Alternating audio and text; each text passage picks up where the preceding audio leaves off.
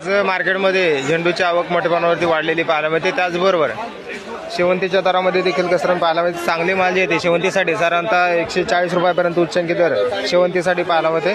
तर तुकडा गुलाबची क्वालिटीनुसार चांगल्या क्वालिटीमध्ये 130 रुपयापर्यंत उच्चांकी दर पाहायला मिळतात। हलके माल जे येते 70 ते 80 रुपयापासून देखील तुकडा गुलाबचे दर पाहायला मिळतात। तर झेंडूची आवक जास्त झाल्यामुळे दरामध्ये देखील घसरण पाहायला मिळते। चांगले माल जे येते 40 ते 45 रुपयापर्यंत उच्चांकी दर पाहायला मिळते। हलक्या मालासाठी 20 रुपयापासून देखील झेंडूचे दर पाहायला मिळतात।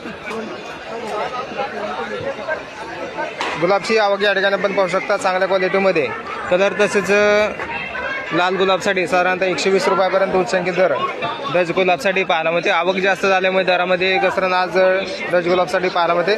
त्याचबरोबर गुलछडी स्टिकसाठी चांगल्या 1 नंबर टॉप क्वालिटीमध्ये 100 रुपयापर्यंत उच्चांकी दर पाहायला मिळतात। हलक्या मालासाठी 50 ते 60 रुपयापासून देखील आपल्याला गुलछडी स्टिकसाठी दर पाहायला मिळते।